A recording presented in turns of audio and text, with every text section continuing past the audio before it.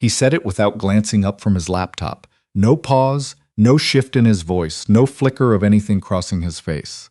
If Ramona decides she's done waiting, that's her call. Honestly, Ford, if she stopped coming altogether, I don't think I'd notice until Thursday. 6 words that probably cost him nothing. 6 words that Ramona, standing just outside the half-open door of the third-floor conference room, with a thermos of dark roast and a paper bag of breakfast sandwiches, heard with perfect, devastating clarity. She didn't gasp, didn't back away from the door, didn't drop the bag. She just stood very still in the hallway, with her fingers tightening around the thermos handle, and she felt something she had not expected to feel. Relief.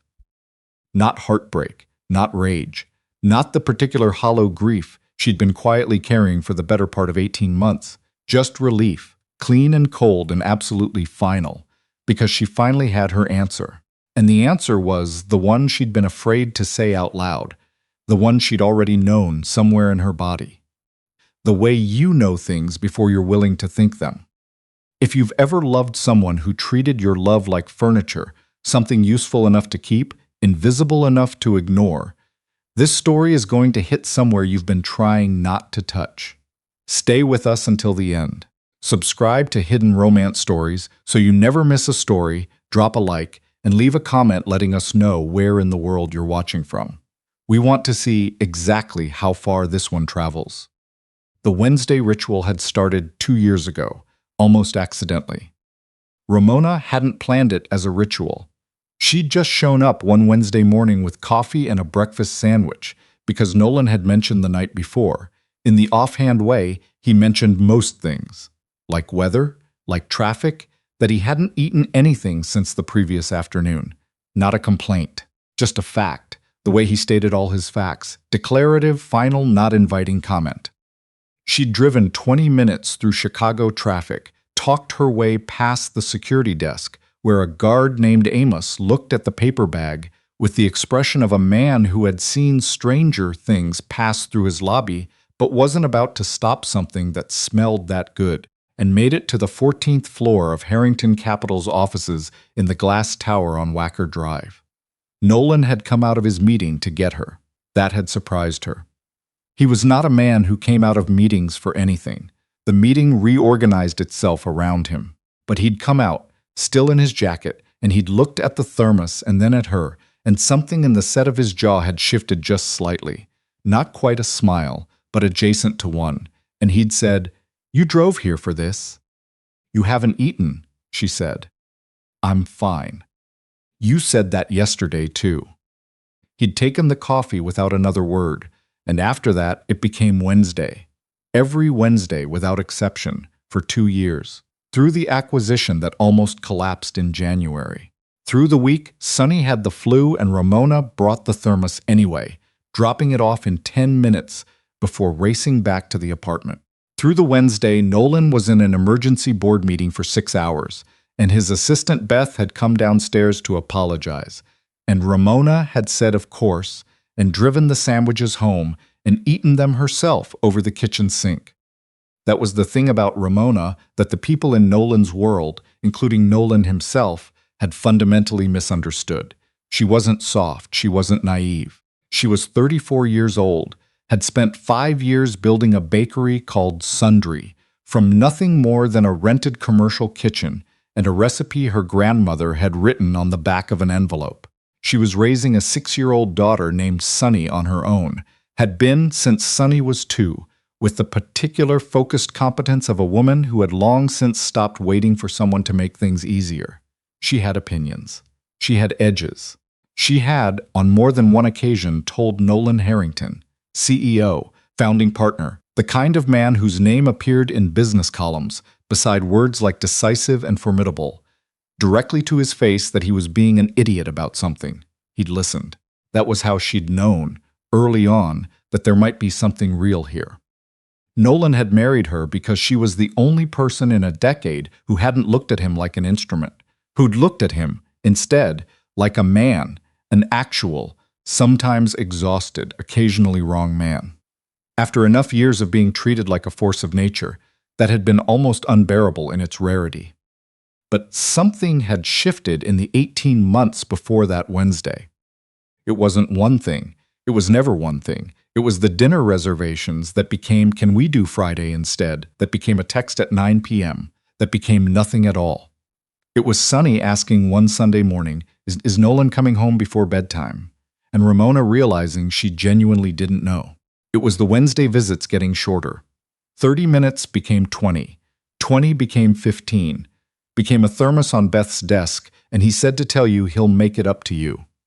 She had stopped mentioning it, and the stopping, that was the part that should have worried her.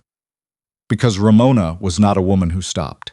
She was a woman who believed that silence in a relationship was not dignity. It was avoidance dressed up as patience.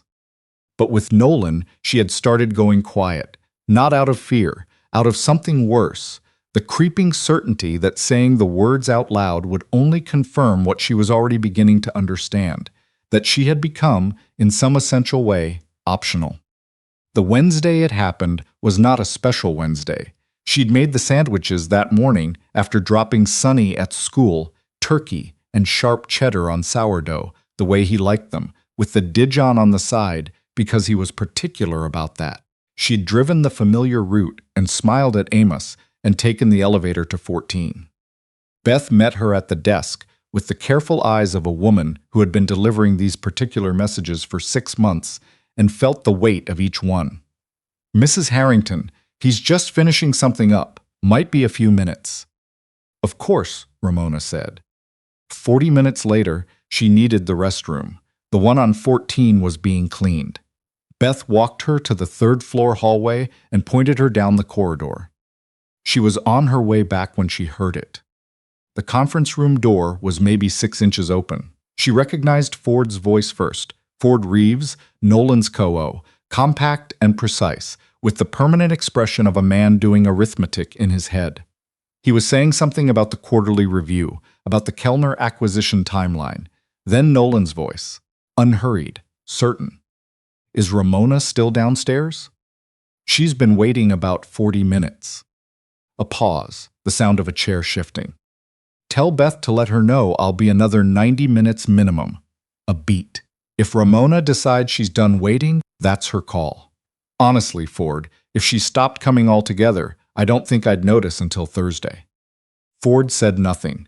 The silence on his end had a quality, the specific silence of a man who has heard something he will not forget. "Get Kellner's people on the phone," Nolan said, final, already somewhere else. Ramona stood in the hallway, with her hand resting lightly against the wall. She thought about a lot of things in a very short period of time. She thought about the 40 minutes in the lobby. She thought about the 20 minutes before that in her own kitchen making sandwiches. She thought about 2 years of Wednesdays in the dinner reservations that became nothing, and the Sunday morning Sunny had asked if Nolan was coming home. She thought about Beth's careful eyes. She thought about what relief felt like when you'd been bracing for something long enough that the impact, when it finally arrived, just released you. Then she turned around, walked back to the elevator, rode down to 14, set the thermos and the paper bag on Beth's desk, and said very simply, "Make sure he eats something before the Kellner call." She meant it, genuinely, without a trace of performance, which was, she would think later, the strangest part. Amos said something as she walked through the lobby. She didn't hear it. She pushed through the glass doors into the cold Chicago air, stood on the sidewalk for a moment, breathed, then walked to her car. She sat behind the wheel without starting it. The city moved around her, indifferent and ongoing. Taxis and delivery trucks and people with places to be who had no idea that a woman was sitting in a gray Subaru trying to locate the exact moment she had stopped being surprised by her own life. Then she started the car and drove west. She did not, as Ford would tell Nolan later, with careful neutrality, drive home. The apartment in Logan Square was ready. She'd signed the lease 5 weeks ago. Not in a moment of rage, not in response to any argument, any single breaking point. Just quietly, practically, the way Ramona had always made the decisions that mattered most to her. A 2-bedroom with good light and a kitchen that faced the courtyard, where someone had planted a fig tree that looked half dead in February, but that the landlord had told her with complete confidence would fruit by August. They always do. They look impossible, and then they just do it. She had moved things out a little at a time over 5 weeks. Her grandmother's recipe envelope, Sonny's extra set of school clothes, a photograph from Sundry's opening day, Ramona at 29, flour on her forehead, laughing at something her sous chef had just said.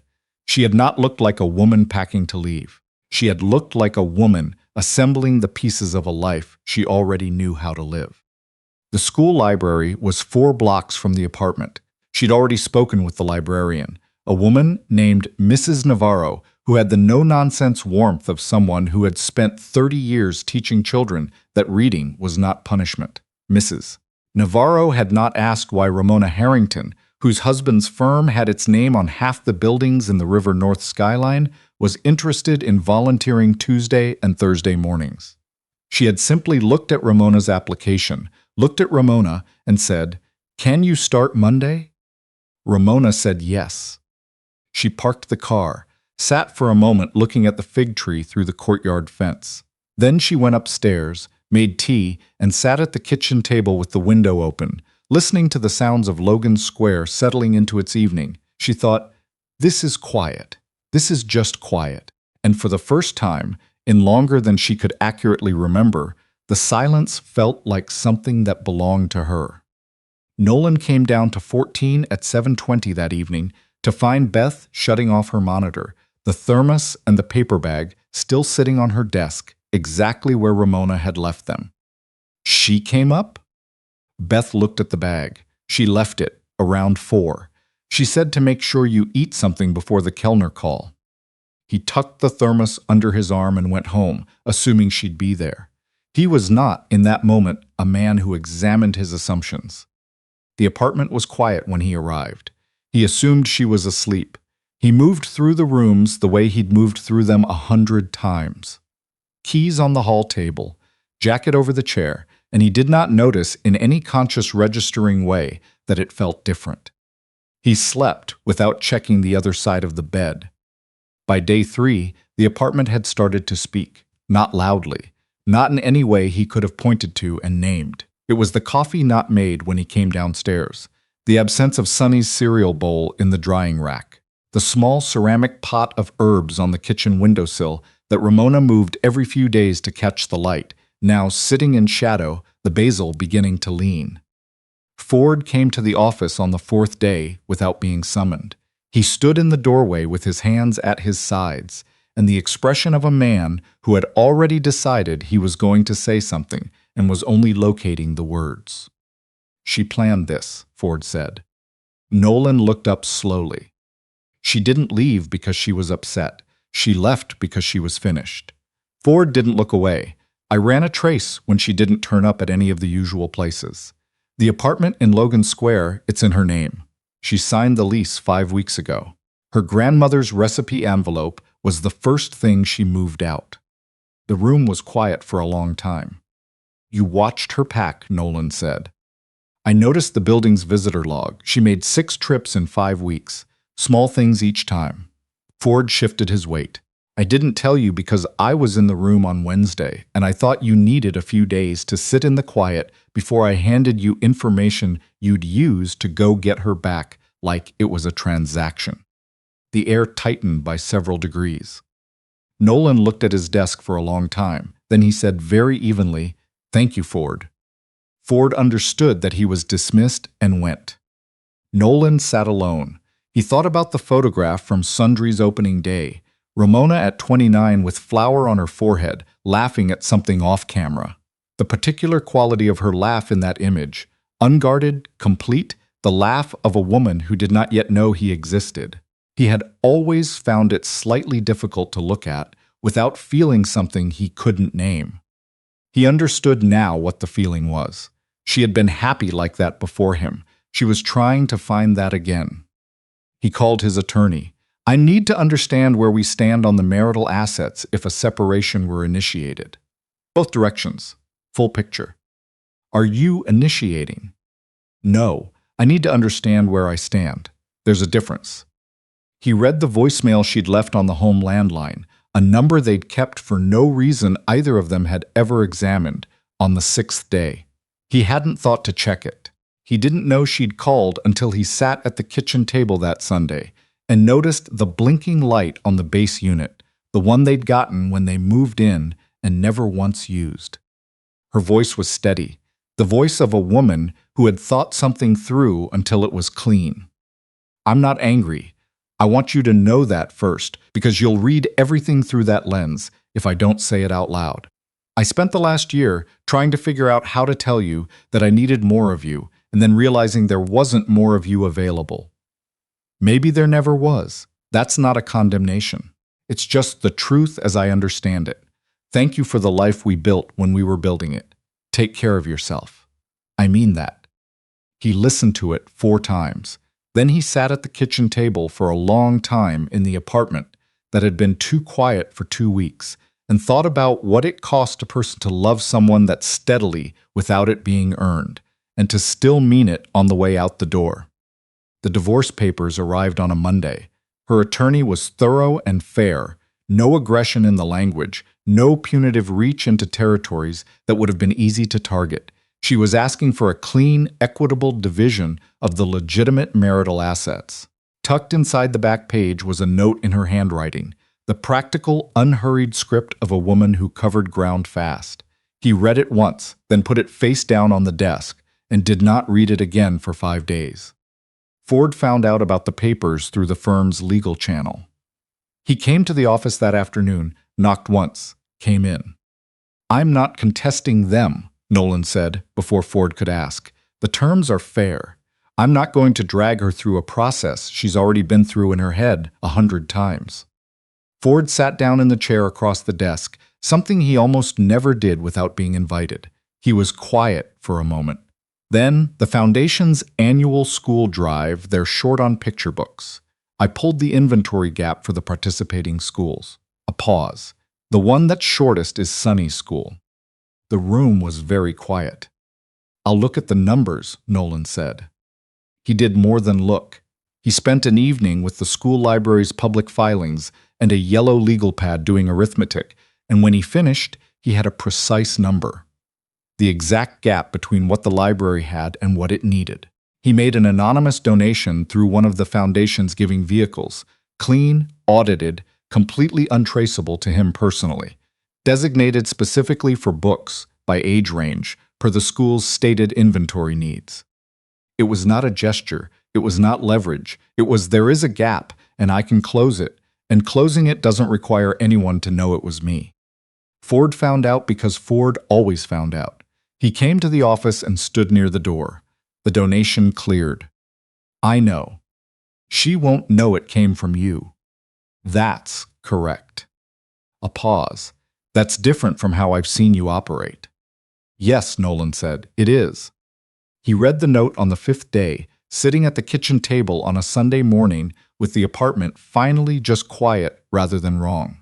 He read it the way he read contracts, carefully, completely, once through and then again. "I'm not angry. I want you to know that first, because you'll read everything through that lens if I don't say it out loud. I spent the last year trying to figure out how to tell you that I needed more of you, and realizing there wasn't more of you available. Maybe there never was. That's not a condemnation. It's just the truth as I understand it. Thank you for the life we built when we were building it. Take care of yourself." He folded it and put it in his shirt pocket. He couldn't have explained why. He didn't try. The school's annual book event fell on a Saturday in early March. Nolan arrived at 7:30, 2 hours before anyone else, carrying boxes he'd offered to coordinate when the Foundation's program director mentioned they were short on volunteers. He knew Ramona organized the event. He had known before he offered. He told himself the truth about that clearly, in the specific internal language he used before decisions that couldn't be unmade. He was not here to engineer an encounter. He was here to work. If those two things existed in the same space, he would not pretend he hadn't known it was possible. But he would not make it about him. Mrs. Navarro opened the door and looked at him with the evaluating expression of a woman who could assess what someone was actually offering versus what they thought they were offering within approximately 4 seconds. She gave him the full 4. Then she said, "You've never done this before." "No," he said. "You look like you've never carried a cardboard box." "I've carried things." She opened the door wider. 60 boxes of donated books arriving in an hour. You can start by clearing the back storage room. He cleared the back storage room. He carried boxes. He sorted books by reading level using the system Mrs. Navarro had developed over 23 years, which was better than any system he would have designed. He did not make suggestions. He did not reorganize toward his preferred outcome. He just did what Mrs. Navarro told him and paid attention. At 10:15, he was on his knees reorganizing the picture book section when a small voice behind him said, with considerable authority, "Those are shelved wrong." He turned around. A girl, 6 or 7, with 2 braids and the expression of someone who took the shelving of picture books seriously and found the current situation wanting. "How so?" "Dogs go with dogs. Cats go with cats. You can't put a dog book next to a cat book. They don't want to be near each other." He looked at the shelf, then back at her. "That seems logical," he said. She looked at him with the evaluative gravity of someone who was not yet convinced. "Can you read the dog one? With the right dog voice?" "I can try." She sat down on the carpet, cross-legged, with the complete confidence of a child who had determined that this was now happening regardless of what anyone else was doing. He sat down next to her, opened the book, and attempted the dog voice. She listened, tilted her head, closer. Dogs are more excited. He tried again. "Better," she said. He understood that was approximately the highest rating available. He looked up. Ramona was standing in the doorway. She had gone very still, the kind of total stillness that happens when the body receives information before the mind has finished processing it. She was holding a clipboard and a canvas bag, and she was looking at him with an expression he had not seen on her face before. Not anger, not hurt, something more complex than either. The expression of someone who has done the hard work of building a new geography for herself and found something unexpected standing in the middle of it. Nolan. Ramona. Sonny looked between them. "Do you know this person, Mama?" "Yes," Ramona said evenly, "I do." She set down her clipboard, crouched to Sonny's level, and said quietly, "Can you go help Mrs. Navarro at the main table? She needs someone who knows where the animal books go." Sonny considered this with the gravity it deserved, then went. Ramona straightened. She looked at Nolan, who had gotten to his feet still holding the dog book. "Mrs. Navarro knows who you are." "She knows I'm a volunteer." "That's not what I asked." "I don't think she needs more information than she has." He set down the book. "I'm not here to make this complicated for you." She looked at him the way she had always looked at him when she was deciding whether to believe something. Not suspicious, rigorous. She had always been rigorous. He had loved that about her, and had, at some point, started finding it inconvenient, which was its own kind of confession. "The donation," she said. "The anonymous one. Mrs. Navarro thought it came through the Foundation's general giving program. She couldn't figure out how they'd known the exact inventory gap." A pause. "You did arithmetic. Nonprofits publish their financials. Most donors round to the nearest 1,000. He didn't deny it." She was quiet. From the main room, Mrs. Navarro's cheerful efficiency, Sonny's voice explaining to someone exactly where the dog books went. Ramona looked at the floor.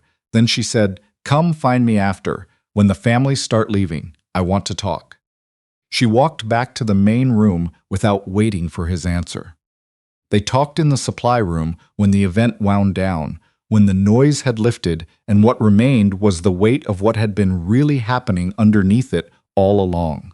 Ramona sat on the edge of the supply table. She looked at her hands for a moment. Then she looked at him.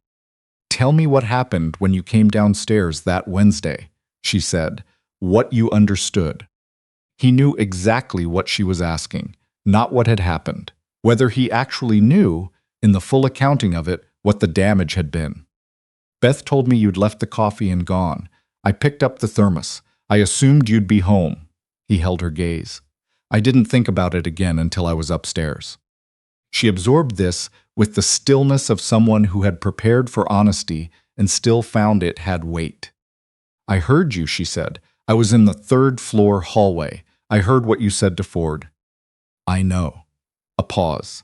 Ford told me. He didn't tell me to hurt you. He told me because he thought I should understand what actually happened instead of the version I'd constructed. What version was that? That you'd left in a moment, that there would be another Wednesday. The phrase landed in the room and stayed. That's what I keep coming back to, she said after a moment. Not even the words. Words come out wrong. I know that.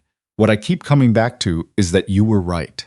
She looked at him directly. When you said it, you were telling the truth about something real. I had become optional to you, not because you're a cruel person, but because you stopped noticing. And when someone stops noticing, not caring and simply being absent produce the exact same result. Her voice was steady. This was not something she had rehearsed. This was a woman who had thought something through for months and arrived at the clean, unornamented center of it. I believed you the moment I heard it. That's the part that broke something. Not that you said it, that I believed it immediately, because I'd already known. He let the words stand. He did not qualify them or soften them or reframe them as less than what they were. Yes, he said, all of it. The version of me who said that to Ford had made you optional, not deliberately, but intent doesn't pay the debt. She was quiet. From the main room they could hear Mrs. Navarro wrapping up, Sonny's voice, asking about the dog book. The donations, Ramona said slowly, the Saturdays, the dog voice. She almost smiled, not quite, but close. You did arithmetic on a school library's public inventory filings. There was a gap, he said. You keep saying that. Because it keeps being true. There was a gap, and I could close it, and closing it didn't require you to know it was me. That felt like the right size for what I was actually offering. Not grand, not a gesture designed to be seen. Just, here is something that needs doing, and I can do it. She looked at him for a long time. The December light through the library's high windows had gone thin and orange. Outside, March was doing what March did. Cold, with the faint suggestion of something deciding to arrive. The man who said what he said to Ford, she said, and the man who spent 3 weeks doing arithmetic on a school library's inventory gap and learned to do a proper dog voice. A pause. Are they the same man? Yes, he said, and I know that's not the answer that makes this easier. I wanted them to be different. Wanted the first one to be a bad period, something I could set aside and call a version. But he was me. The same man who built everything that made you feel optional also sat on that library floor with a 6-year-old and tried to get the dog voice right.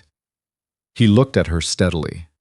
I can't give you a clean story about which one went away. They're the same person trying to make different choices. She sat with that. Her hands were loose in her lap. The hands of someone who was not defending herself because she no longer needed to. Hale said you haven't counterfiled, she said. Haven't responded at all.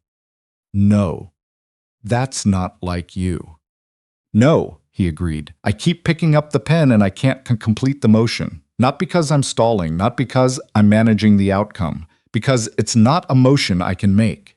He stopped. That's honest. I don't know what it means in practical terms, but it's honest.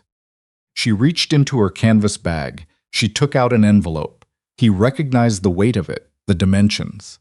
He had looked at its counterpart on his desk enough times to know it by shape alone. It's unsigned, she said.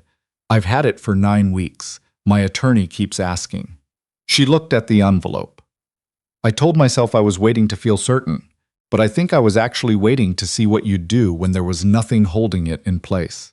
No grand gesture, no promise, no dramatic moment that made a good story. She met his eyes.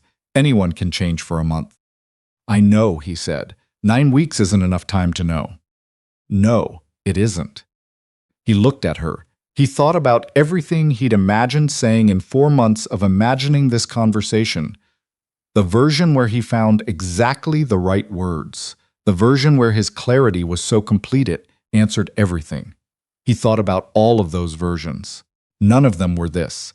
The specific supply room, the specific thin light, the specific woman looking at him without armor, which was the rarest and most costly kind of looking. "I'm not going to tell you I've changed," he said. "I'm going to tell you that I understand, for the first time clearly, what I failed to do and what it cost you. And I'm going to tell you that the Wednesdays, not just here, everything that shifted, those aren't going away regardless of what you decide. Not for you." He stopped, found the honest version. "Because this is the first thing I've done in 15 years that doesn't have a strategic dimension. And I didn't know I needed that until I found it by accident in a school library with a 6-year-old who had very strong opinions about shelving." She listened the whole way through. She had always been someone who listened the whole way through. It was one of the things he had failed to recognize as the particular gift it was.